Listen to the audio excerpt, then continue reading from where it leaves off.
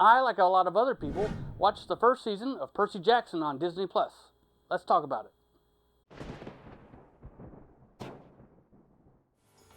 Okay, so talking about Percy Jackson and the Olympians Season 1.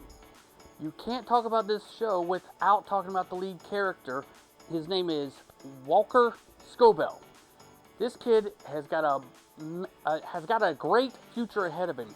I first saw him in The Adam Project on Netflix, which was a great movie with Ryan Reynolds, where he plays a younger Ryan Reynolds.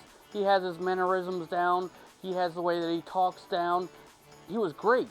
And I think that is what led to this show and him becoming the lead character for the show.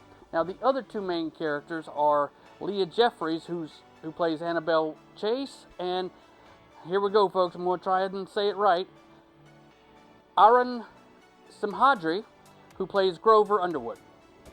Now, we can't talk about the show without talking about the movies first. So, in 2010, we had Percy Jackson and the Lightning Thief come out. And then in 2013, we had Percy Jackson and the Sea of Monsters come out. Now, I really liked the first movie.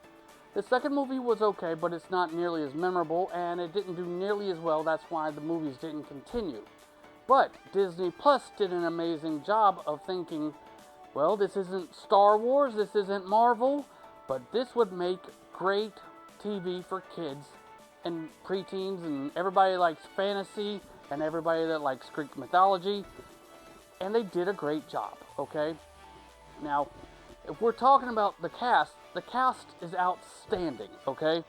So besides the first three kids, who are the main characters who did an amazing job, we have Virginia Kroll, who plays Percy's mom, Glenn Turman, who you've seen in a bunch of stuff, and I remembered actually where I saw him first was in Gremlins, where he was the science professor. Now that's going back. Okay, and then we have Megan Mullally, of course you know from Will and Grace, and then we have Jason Mantzoukas, great on The League, great on Brooklyn Nine-Nine. He's hilarious in everything he does, except for the John Wick series. He's still good in that. And of course, for my wrestling fans out there, we have Adam Copeland, aka Edge, who plays Ares, the god of war. And we have Toby Stephens, who plays Percy's father, Poseidon. And lastly, but not least at all, the late, great Lance Reddick. And if you don't know Lance Reddick, you didn't watch Fringe, which an amazing show, and also he was in the John Wick series as well. And he recently passed, I think it was last year that he passed away. Now, I'm going to tell you right now, this was a fun show to watch. It's 8 episodes and they go like that, really fast because you're into it, and there's not a lot of lull, there's not a lot of slow pacing. It actually keeps up with the action and the dialogue pretty fast because it's got a lot to tell in that short amount of time. More so than the movies, because the movies were super fast, but some of the scenes that were in this show were done much better than the movies. Okay? I would say that since this was season 1, this was The Lightning Thief. Next season, if there is a next season, let's hope so, it'll be The Sea of Monsters. Now, there are 5 books in the series. I've never read any of them, but I love this kind of storytelling. I love Greek mythology, and I love this kind of stuff. So, if you're the same like me, if you're watching the channel, more than likely you are, give it a watch if you haven't already.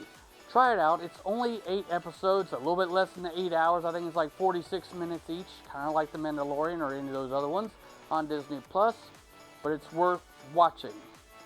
Okay? You can let your kids watch it. It's very, very kid-friendly. That's kind of the whole point. These kids are actually kids. They're not like adults that are playing down. They're kids, and they do a great job, and I want you to watch it. Maybe I won't even need a sword.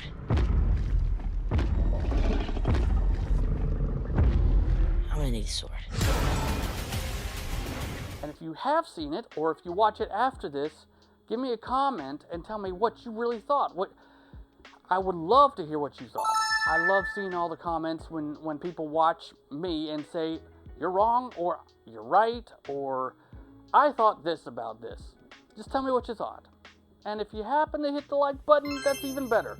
The like button that's right here, or the thumbs up button for you. Okay?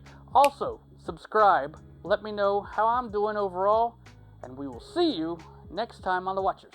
Bye, everybody.